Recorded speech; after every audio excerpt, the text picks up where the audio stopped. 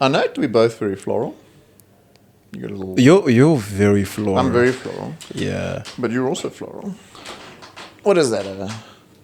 It's not a rose. Is it a rose? Not anymore. You're the only one who's floral. I mean, I can take it off. As a Zulu man. Like, you can't be seen with a flower. Oh, come on. Don't be so stereotyped. No, we have to. Why does this thing keep sinking? What are you thinking about? My sinking ship. Yeah, we need a bit of floral for today's topic. Economics. Great Depression. Yeah, the crisis of capitalism. To uplift ourselves a bit with some flowers. Yeah. Okay. What? Because capitalism is more depressing than communism. America was more depressed than Russia. Well, they were at that period, yeah. Definitely. I mean, it depends on whose angle you're looking at it. I mean, the majority of Russians were pretty damn depressed, being murdered and everything. Yeah, I mean, developing Russia came at a very high cost. It did. Yeah. Stalin. Economically, it did quite well. Not for the average Russian. All right. So, the Great Depression, we are talking about 1920s USA, the boom years, and the underlying problems with the economy. We're very qualified for that as non-economists. Seasoned economists. Yeah, it is a hell of a topic to teach. To try and get or to grasp. You know, as a 17-year-old. Yeah, these guys are 17. What are you, 17? Yeah. I mean, it's a difficult one. It's difficult for us to grasp in terms of, you know, I don't understand economics at the best of times. But I mean, obviously we understand the history of it, but yeah, in terms of actually how things work, it is a tricky one. But let's start with the basics. 1920s. So post World War One. Post World War One, America had benefited from that period because of the war, which decimated America, most of Europe. Europe, yes. Yeah, and so same with World War II, which we'll get to. America benefits from arms sales and becoming the new hub of the economy. Wall Street replaces London as the hub of the world's economy. I mean, that's 100 odd years ago that whole dollar dominance, I guess, has been going.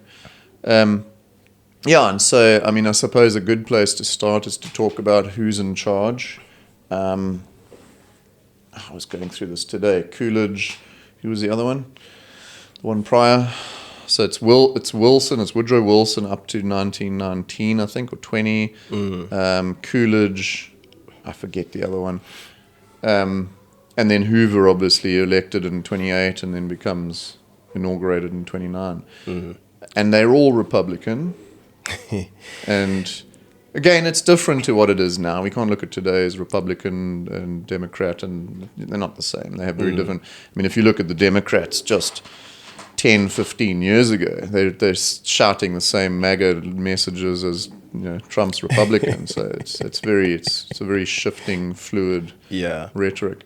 Yeah, but this was a very the words we're going to look at, laissez-faire, rugged individualist, kind of conservative Republican, robust,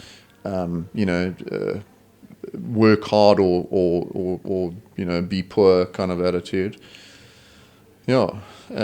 And which obviously would feed into the crisis of the late 20s, 29 in particular, because it does all culminate into a system that is not well regulated. Yeah, rugged individualism can only go so far before it becomes very self-destructive. Well, let's define that. What is rugged individualism?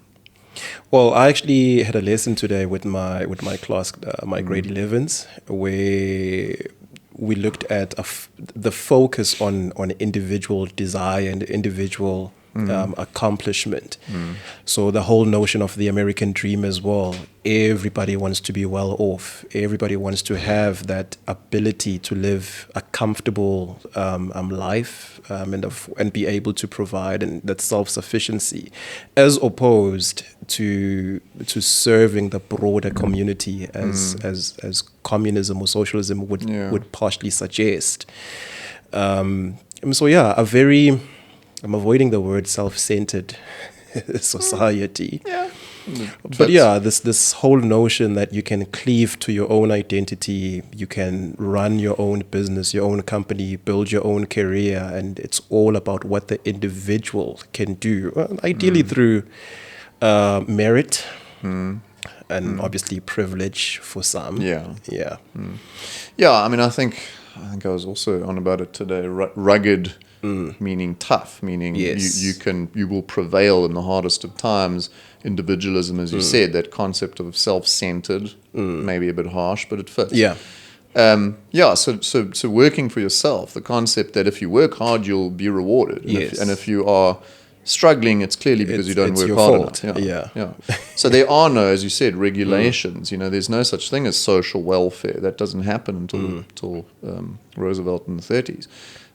You know, there's no pensions. There's none of that. There's no net to catch those who fall out of the system. Laissez-faire, non-government interference, a free capitalist market. There's no very direct interference of government. Government lets you do your own thing, hence no regulations. Yes. Which is risky, and it sets the scene in understanding, yes, the 20s were robust. They were boom years, the jazz age, all that good stuff. But there's an underlying problem, which we'll get to shortly. So I mean, we were looking at the strengths of the American economy today, just to kind of understand that 1920s period. Looking at the fact that they had a new electrical grid. 1893 was the introduction of the AC grid. Yeah. We now that obviously boosts economies because it provides for all sorts of industries. Do some Mission Impossible gymnastics over the red beams. So I mean, you have this industry based around electricity, bringing in new things, radios, telephones, whatever, all of it. Anything that runs on electricity is a new industry, and it's booming. It's massive. The motor industry, the assembly line, exactly. Your Henry Fords and so the rise of convenience, essentially. Now you've got refrigerations, you've got microwaves, you've got. I don't know that microwaves yet. Probably not at that particular period, but yes, convenience essentially. Better mobility, mass production. Maybe even overproduction at some point, because no regulation. We'll get to that.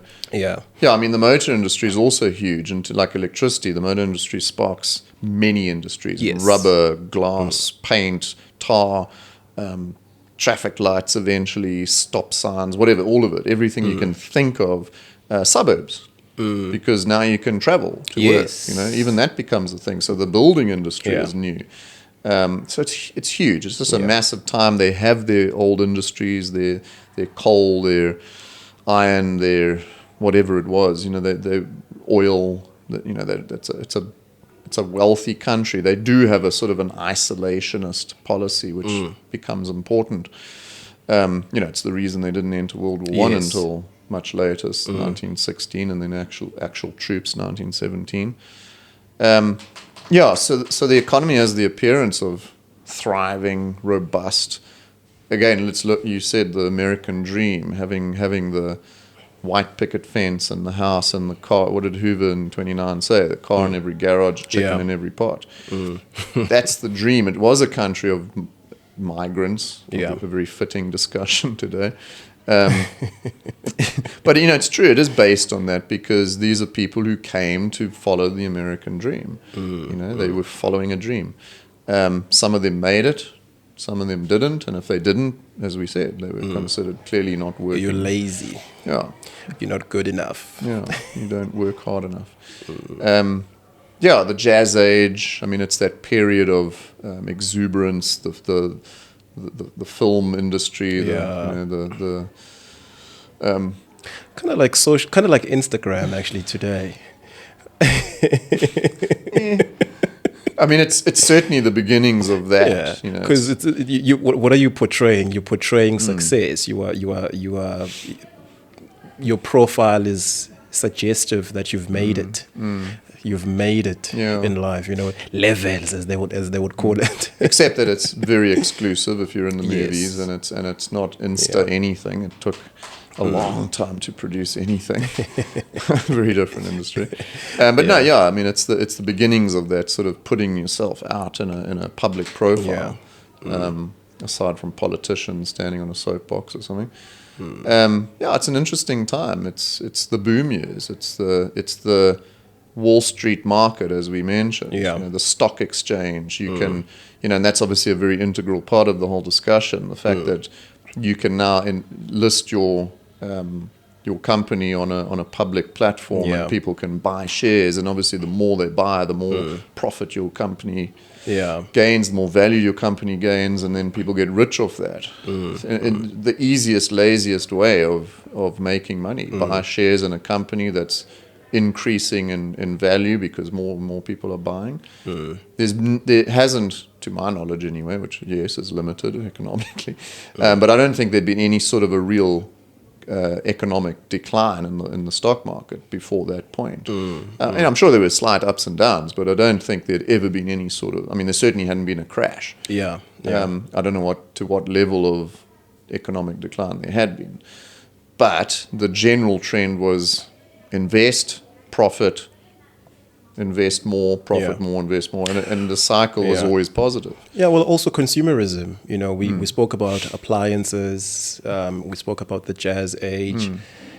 So consumerism was pretty high as well. And what are companies producing? They're producing various goods and services, and so people are buying that. People are consuming that, and so you have this cycle of supply and high demand. And so investing in the stock market in those various companies does mean that, you know, that the actual market is maintained, because you're not, as a company, not just producing or offering a service. There's actually people who demand whatever it is that you're offering. Yeah, I mean, consumerism is the key to this topic. You know, and I think that the image of consumerism, the facade of consumerism, was more robust than it probably was in reality.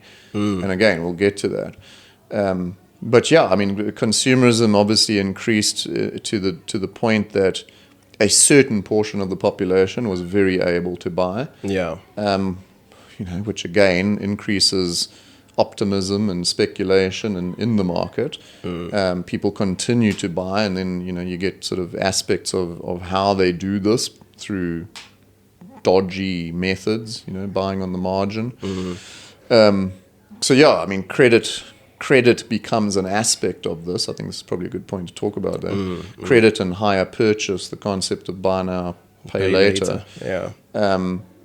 It's obviously it's very convenient, as you mentioned, but it's risky because. But then, did anyone take into account or consider the idea of risk because they hadn't experienced a crash? The economy had been climbing and only climbing, and so there was this overzealous over-optimism in the economy, in the market, in the stock exchange, in consumerism. And then obviously over-optimism leads to overproduction, which you mentioned earlier. So, what does that mean? It means that these companies will produce a lot more based on what they've experienced, without, seemingly at least, without consideration of a decline. Without consideration of the fact that Europe is also recovering. Alternative markets are also slowly creeping into the scene as well.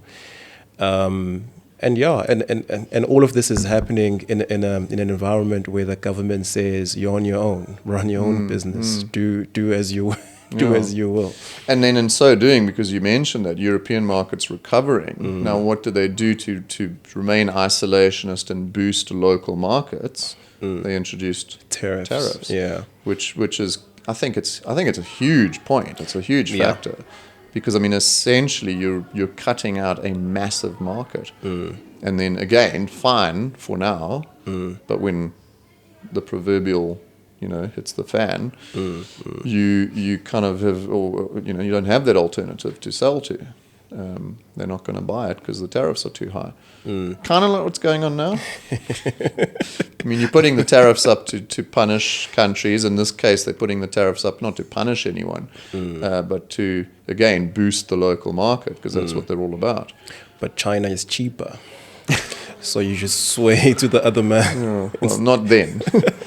I mean, that overproduction is obviously the concept of producing according to current trends, not considering a massive decline. And that's pretty much exactly what happens. So the boom years, the Roaring Twenties, that's what it's all about. It's about a robust market. It's about the image of that. It's the facade. I mean, The Great Gatsby is a wonderful example of that as a movie, as a book. I should say a book first, because it was a book first. But I mean, the scenes that you kind of see in that, where you have, did you hear my C? In terms of the contrast of the very wealthy few and the many servants and the people running around behind doing all the background work who do not have the income to live that consumer life.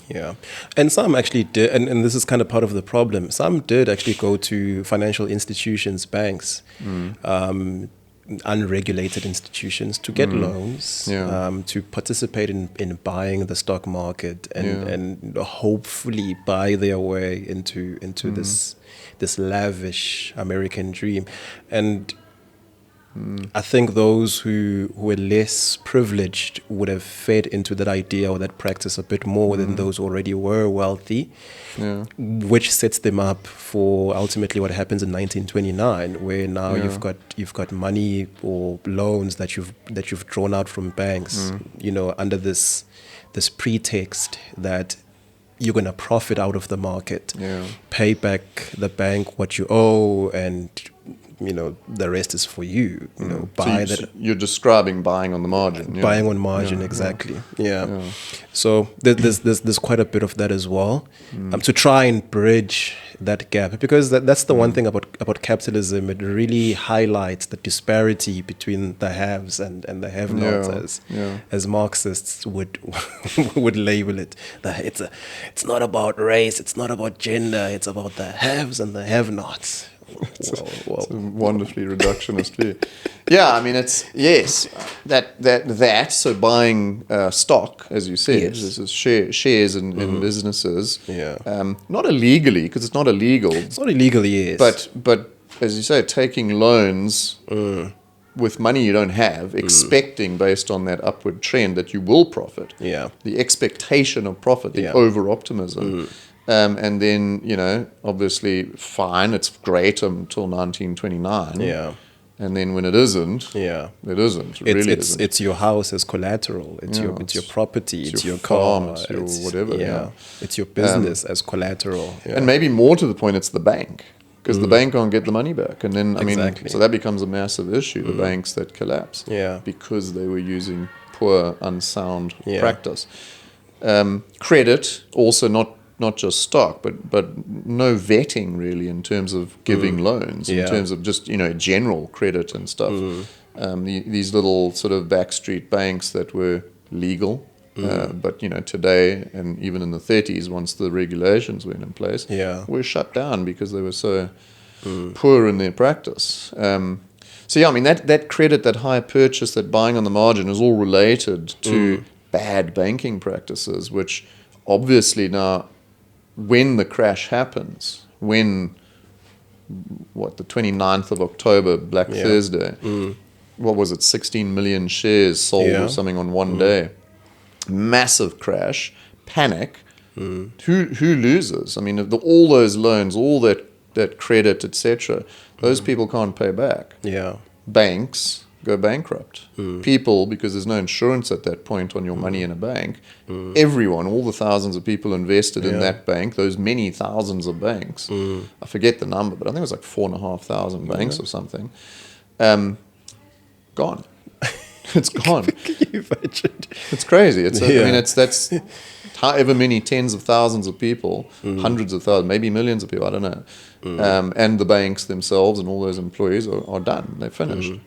Yeah, and so, I mean, if we're jumping the gun a bit, but I mean, there are obviously other things, but I think that is a big one. Yeah.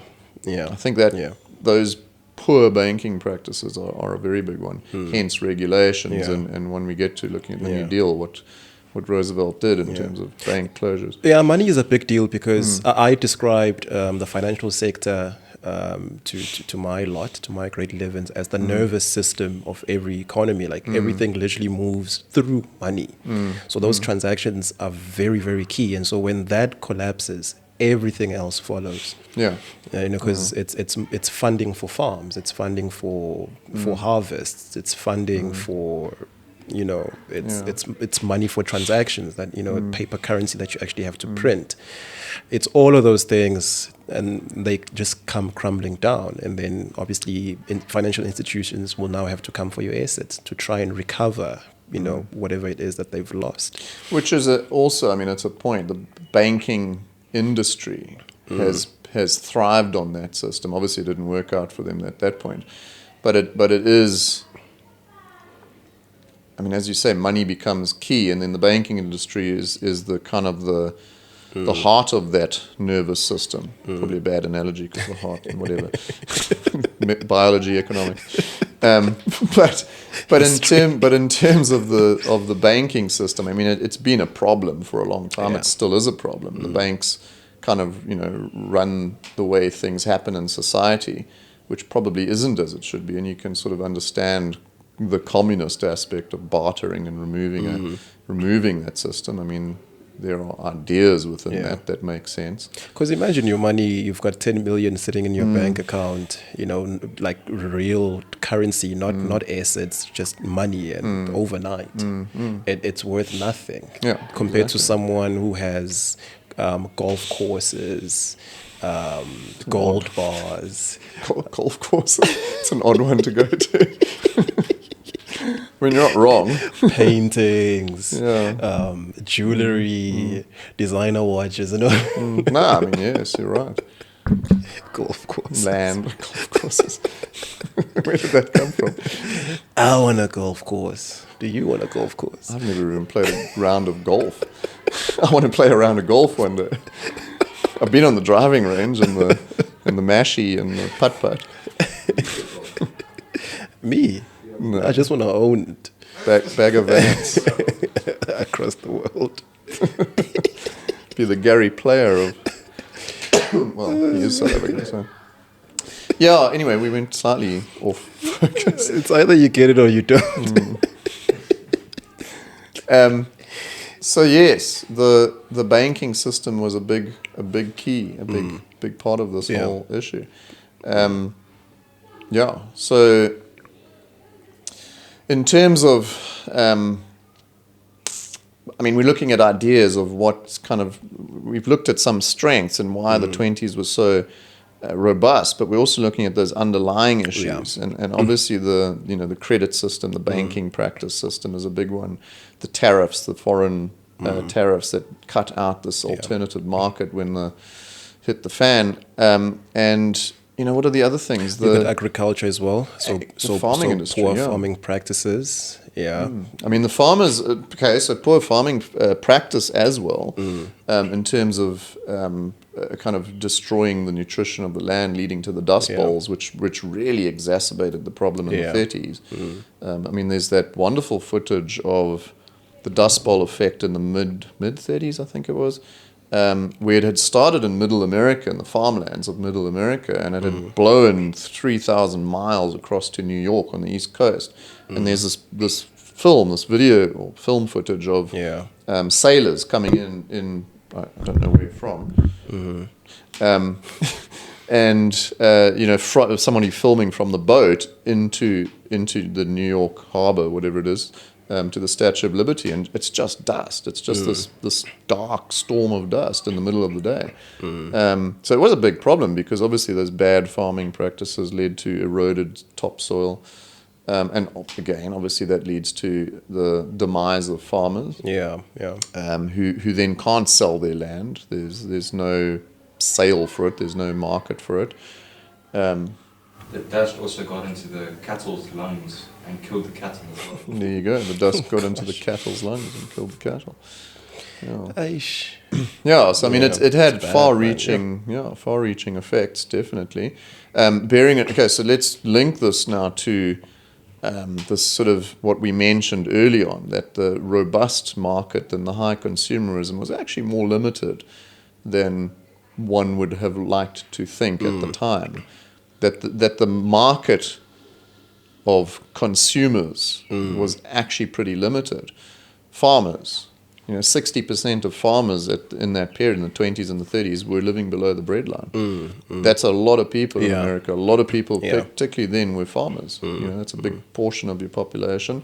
African Americans. This is the 1920s and 30s. Because there's also that history as well. When we look at the demographics of America and how their society was structured, there is also that element of discrimination, which obviously would have meant, even in terms of economic participation, some were able to participate at the highest level in the economy, and some would have participated as just mere laborers. And so now you throw in a depression on top of that, an unregulated system on top of that.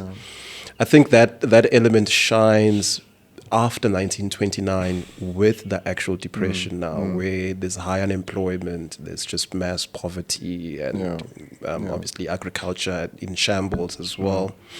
Yeah, I mean, I think the African-American market was undoubtedly not a big part of the buying market. They weren't big in consumerism because they were African-American. And slavery had only just been abolished 60 years prior to that. So, I mean, they were, as you say, they were laborers in factories. They were laborers on farms. They were what do you call them? Sharecroppers who were renting a piece of land on a white man's farm and basically subsistence farming, or maybe a few little sales. So no, they weren't a big part of the consumer market. Farmers are not a big part of the consumer market. Women are not a big part of the consumer market because the suffragette movement has only just happened. The women who fought for the right to vote. So obviously that means that, some were starting to work as receptionists, secretaries, kindergarten teachers, and earning a fraction of what men earn. So they're not really a part of the consumer market. It's a big portion. Farmers, African Americans, women. I mean, women alone are half the population, I assume. So you really, who are your buyers? Your buyers are your middle class, upper class, white men. Which is, I imagine it's a fair few of people, but it's far from the majority of the American population. It is a limited market, and it will inevitably run out. And again, we bring in overproduction. Now, what have these companies, these businesses, these factories been doing? Producing more. What happened? It's got 20 seconds before it overheats. Oh, wow. How does the camera overheat? The battery, because it's constant heat. Oh, don't you have a new one? Change it.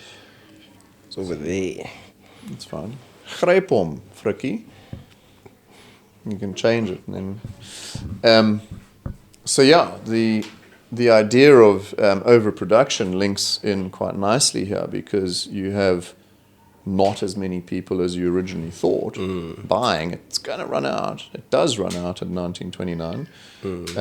And then you basically have the situation where you have stuff that you can't sell. And when you have stuff that you can't sell, you lose profit. You start to have to make cuts. Unemployment increases. Boom, boom, boom. And then it's a vicious cycle because now there's more or a lack of consumerism. Fewer and fewer people are buying. You retrench more. And then obviously the crash happens.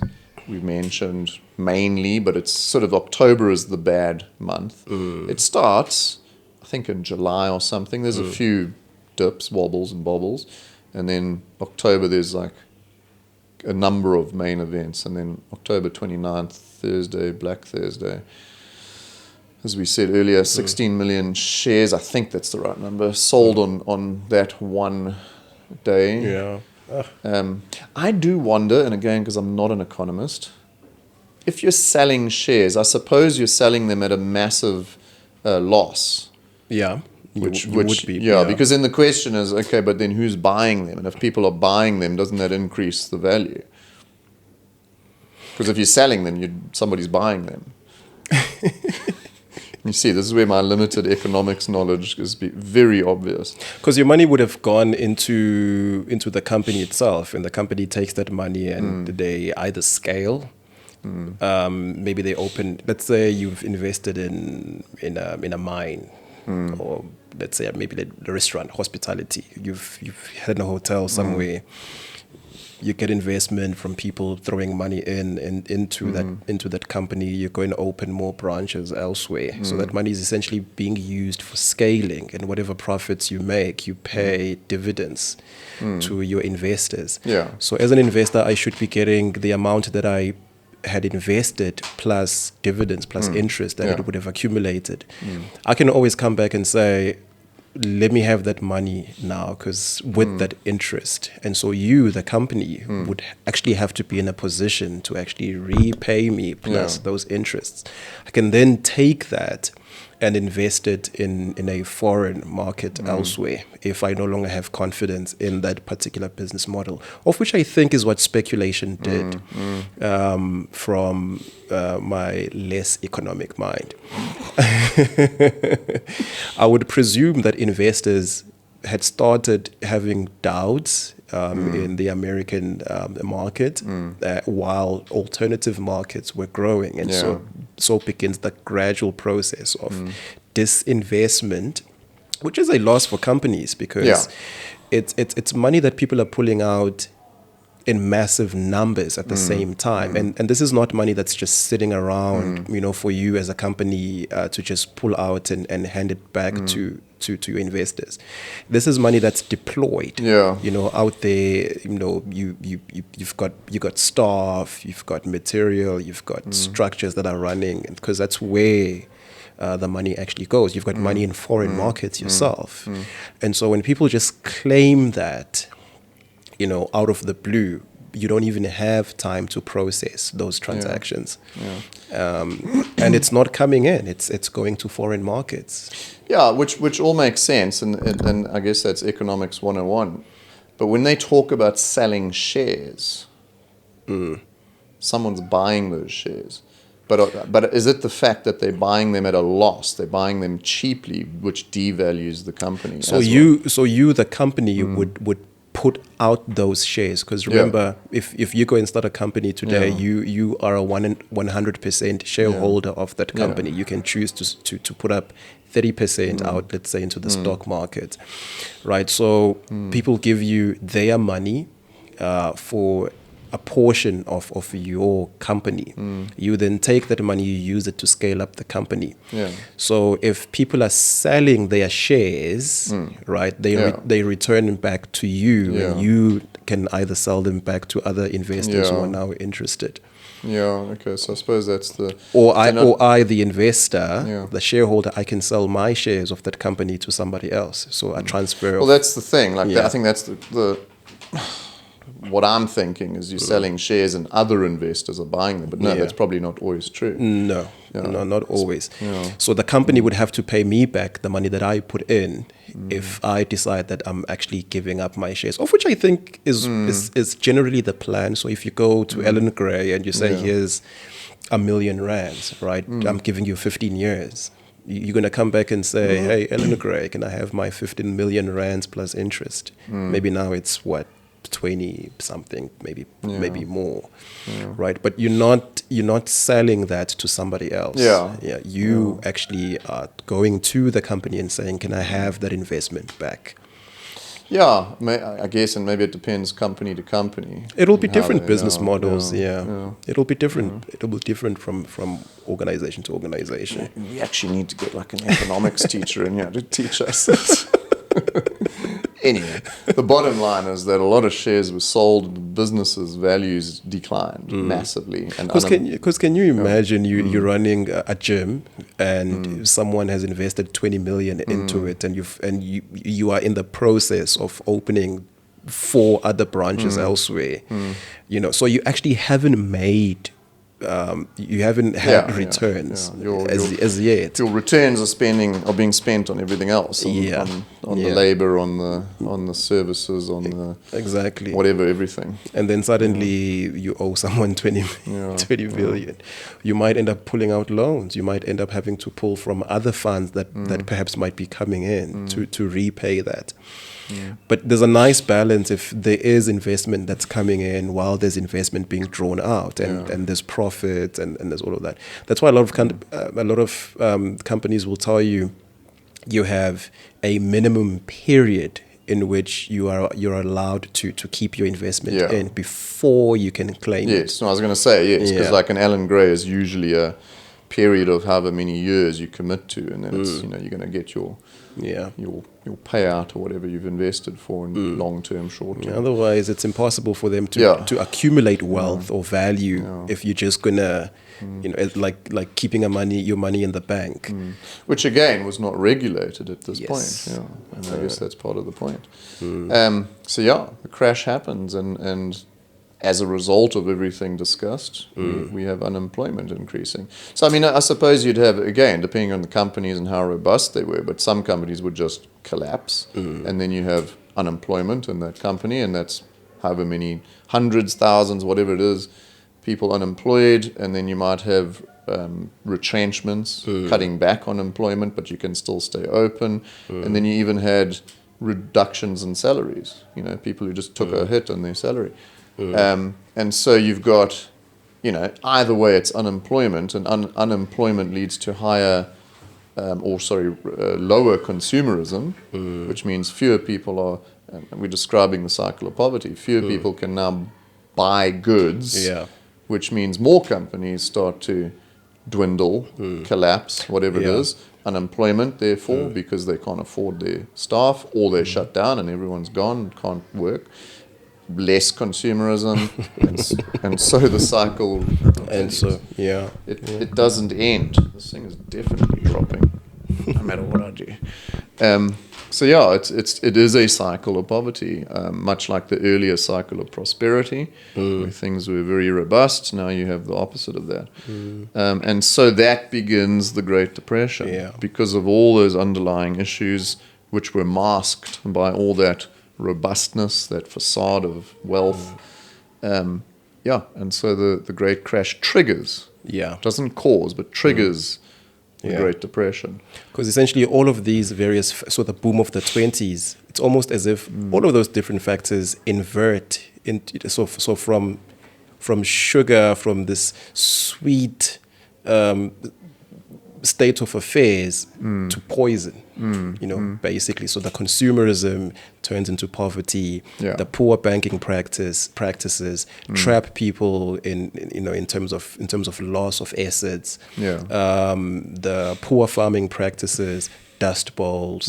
And you basically see the inversion of everything that people had benefited from in the 20s into just pure pain and suffering in the 20s. And then you have a situation in the 30s from, it's not an immediate effect, but certainly as it builds, your highest unemployment. So America's unemployment number was about 2 million in 1928, 29. And then I think it peaked at 33. So by 1933, it was at like 12.5, 13 million.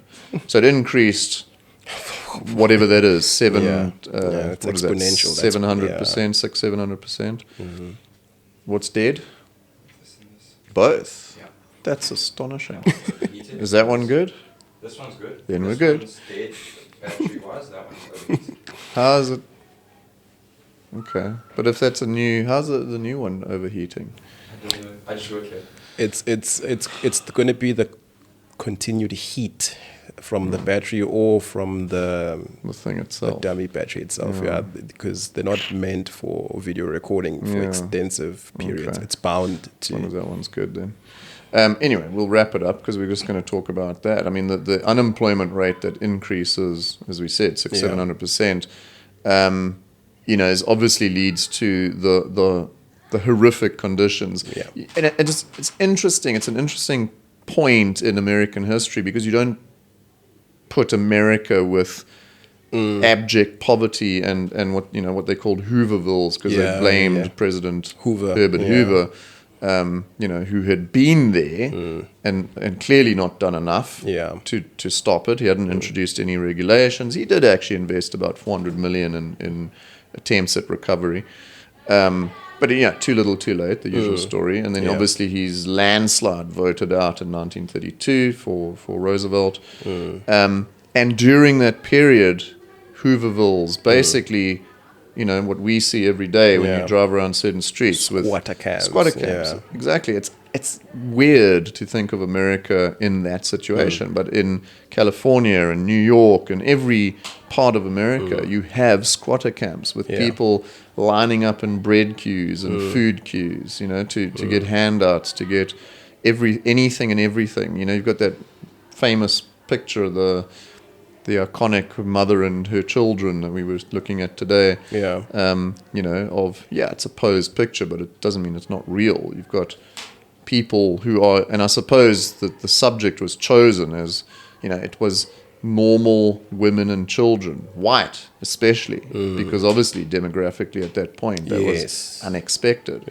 Living in this abject poverty and unable to get food in their bellies, and it's an interesting, strange time. Hoover flags, I quite like that one, where they would sort of satirically pull out, the lining of your pocket, and it's an empty pocket, suggesting that it's, you're poor. There's nothing in there. Exactly. So the Hoover flags, and again, everything was blaming President Hoover, which is why he lost that election so massively.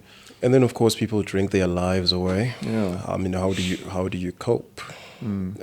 Suicide rates went up. Suicide rates would have gone high. Quite significantly high. A very patriarchal society as well, where men are considered the providers. Imagine, not being able to now provide for your family. Yeah. So literal depression. Yeah, exactly.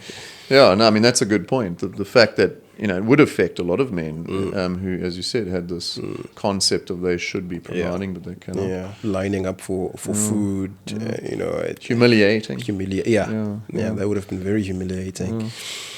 So I mean, obviously we'll pick up on the New Deal, Roosevelt's election, the answer to the Great Depression, but it's I mean, it's obviously not that straightforward.